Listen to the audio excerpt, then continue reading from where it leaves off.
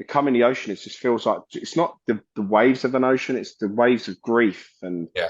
sadness and hate and heartbreak. And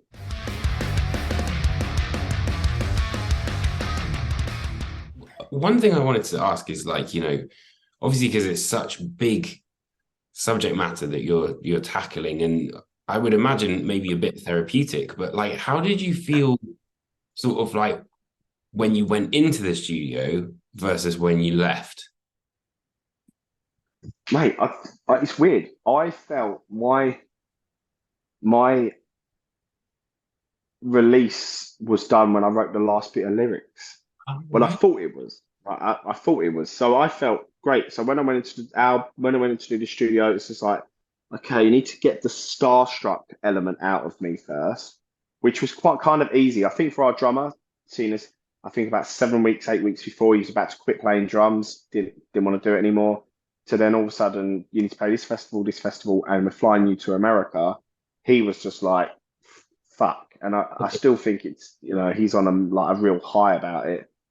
And which is great to see because it's like a beautiful innocence about it. Whereas me and Angus, we're just miserable. Well, I am. But yeah, when I went in there, it was weird. I was like, I'm there to do a job. I'm not here to get emotional about it. I'm here to do a job and to make this the best I can. I think Joe has a video of me doing like the last vocals for the album, and I was shouting as much as I could, and I was just like, just get that out, and I was like, done, full stop, done it. Left the studio, and what I will say was weird. The next day, get to the airport, get on the plane, and Angus is watching films, 7 hours flight, and I just sat there. I didn't watch anything, I didn't listen to anything, I didn't buy internet access. I just sat there and it was, I can't, I said this to someone yesterday.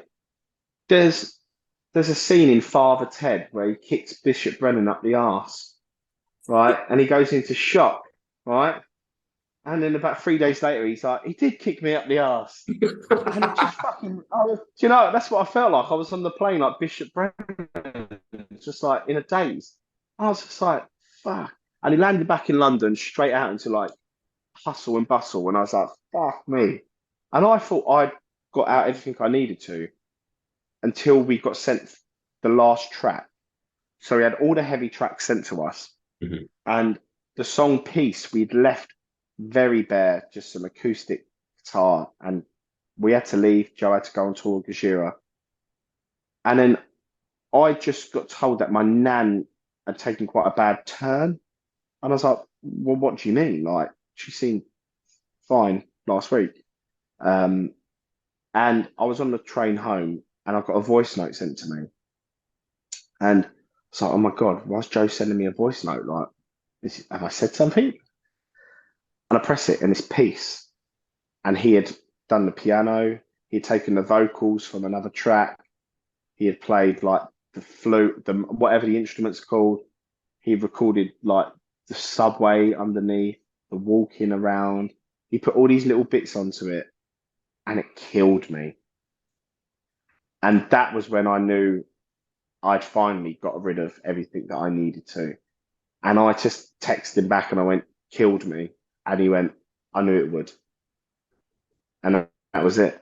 And for me, that's the most important track on the album. Whereas I think Stumble's the best, I think Pieces, because we've just gone for 6 tracks on a really heavy subject, really on you. And it's building up to this point. And say watching like my nan pass, I went to see her the day before, and I wasn't ready for that at all. But when knowing that when she did pass, there was like this weight off, and there's this like sort of like I don't know, you're glad she's free and at peace, and you're like I didn't I was obviously you gutted someone's past, but she would hate to have known that's how she lived her last year. Like, and she was fit as a fiddle up until that point, but she would have hated to know. Like, and that having peace in there just to break up this intense thing, brings you down just before we take you off on this big final finale sort of thing, which I think is all different elements of the album into one thing. But I felt like that's a really important track, and I felt like Joe fully got what I want, what I was after. And when we first met, I spoke to him about Magma because, the subject of Magma, and I think he kind of he just got it. Did Joe kind of, I know you said he sort of got it, but like how, in what way? Like, was he just kind of like, I understand what you're going through, and he sort of helped you through it? Or if you don't mind No, answering. no, it's just like when we met up in Copenhagen, there was like a bit I was talking about. So there were some things that were similar between the parents. Mhm. Like his dad is an illustrator, and my dad was, and this and that, and there was something else, and there was something, and I don't know. Sorry, he just seemed to just to get where I was coming from, and then there was a few times he said to me about my lyrics, where he was just like, "I wish I could." I mean, imagine that, fucking hell. He was like, "I wish I could write like this." I think he was more to do with the. I think he thinks his English is bad, and it really isn't. It's not bad at all. Mm. I think he was just like, but the way he was like, "You write some great lyrics." But having obviously someone like that sort of say, yeah, fucking hell. But becoming the ocean, he took the producer role, but the chorus and becoming the ocean, he wrote pretty much all them lyrics. Um, and you can, and he made me redo the like phrasing and the pattern. Mhm. And the chorus to that's a bit more stomping. It's kind of got that big kind of Gajira, the kind of last couple of albums, that kind of thing you can catch on to. I'm not really I don't really read. I don't really excel in English in any sort of forms. People drop words in interviews, and I don't know what the fuck. And there's some words I try and use. I tried to use one earlier, and I was like, I can't even remember what I'm trying to say here. And I'm just like, oh God, how can I make this more simple? And I'll spin it around. But a friend of mine, who's a massive, massive reader, bookworm, read through the lyrics and was just like, I can't believe you don't read. Like you, these are in really, really special. And I'm like, yeah, amazing. And she's like, no, like I want to cry. Yeah. And I'm like, oh yeah, like cool. And but for me, I'm obviously, like you said about your wife going through it, and I won't be the only person. It doesn't need to be about Alzheimer's. It doesn't need to be about dementia. It could be, you're going to have so many people that, going to watch someone go through stuff. But yeah, if it can bring some sort of comfort to someone, and I think that's what after kind of talking to a lot of your fellow press people, I think that's what I might have to prepare myself for, which I don't think I ever thought that I would have to. I mean, I grew up idolizing like Jesse Leach, and I still do. I still, what he is now. Just a great guy. But I'm like, God, like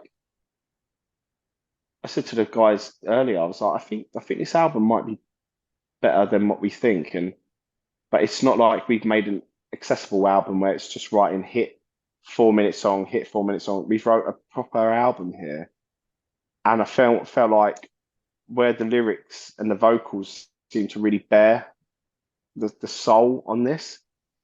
And with the heavy vocals, I'll always try and make it so you can hear what I'm saying and feel what I'm saying.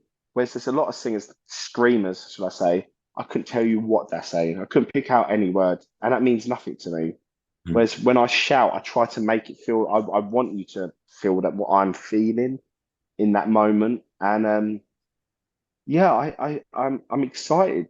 It is weird, like like you said about your friend, saying like it almost brought her to tears. Like there were moments on that album where I was like, wow, this is actually pretty kind of hard to listen to, really, because it Yeah, it just nails the feeling. It doesn't necessarily have to be about one particular thing, but it's just, I don't know, that sort of.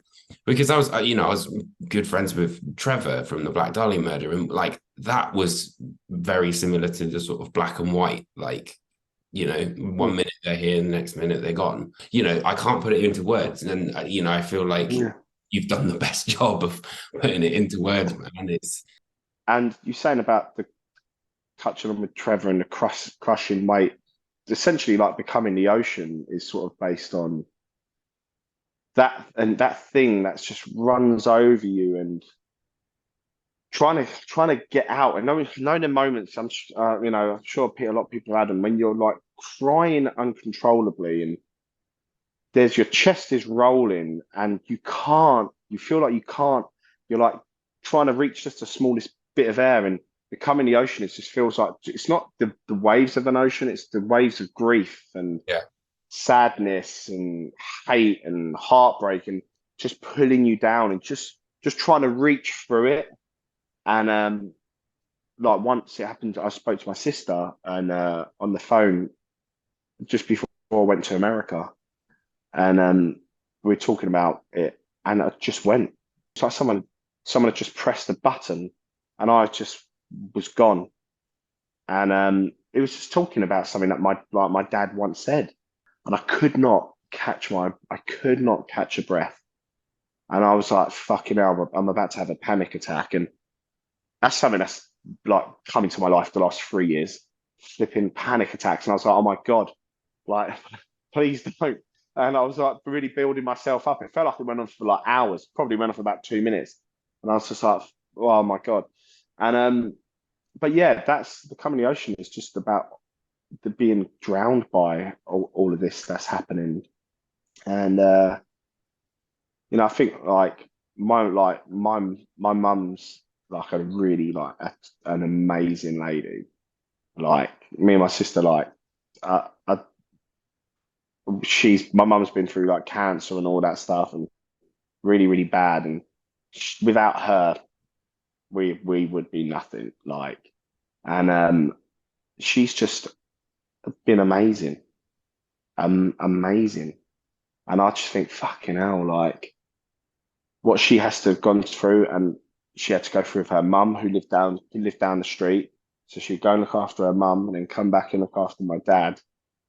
I think they keep a lot of it away from me because I'm always kind of doing my own thing. So yeah. I might hear about something and oh, did you hear Dad did this or Dad walked out the house? And good days, he's brilliant, but then there's some days where you're just like, oh, that's a tough one. And down on the days that I just see. So, to see what others go through, and it's a dementia and Alzheimer's and that it's terrible. It's terribly sad disease it is. And I remember Dave Mustaine talking about it. I think his mother-in-law, she had dementia and she walked out the house and they found her 3 weeks later dead. And I'm like, fucking hell.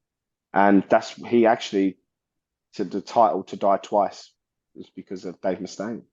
He was explaining like what the illness does. And he was like, you essentially die twice. Your mind goes and all of that dies, but you're just waiting for the body to catch up to finally shut down. And that's because of Dave Mustaine. And I Wow. remembered that. I remembered that for years. But I'm gonna just put my phone on charge. I Yeah, yeah, remember that for years before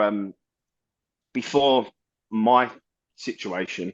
And I just remembered that. I just thought that was such hearing a guy who's pretty hard bastard just talk about it in a really sad way. And yeah, it just stuck in my mind. but it sounds like, from all of the darkness, there will be some light emerging, which is the greatest thing, and you've created an amazing album that you should be very, very proud of. So, you know, well done. And thanks for Yeah, being on the channel as well, man. yeah, no, thank you for having me. And like, I still have some great times. And you've got to enjoy people while they're here. And we've wrote an album that I think I'm proud of, and I think I, I I think it might be better than what I think we realised it was. Yeah. And that's exciting to know. And I think it's nice to know that we have that innocence between us to not know things, you know. Yeah. So yeah, mate, let's see what happens.